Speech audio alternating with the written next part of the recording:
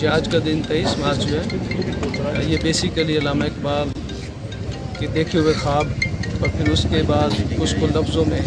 اور تحریر کی شکل میں دی ہوئی قرارداد جو کہ 1940 کو 23 مارچ کو منٹو پارک لاہور، جہاں پہ آج کل ہمارا یادگار پاکستان کی صورت میں یادگار ہے، وہاں پہ پاس کی گئی. وہ بیسیکلی خواب اور اس قرارداد کا مقصد جو تھا اس کو یاد کرنے کا آج دن ہے، اور اسی قرارداد کے حوالے سے کیے گئے وعدے اور ارادے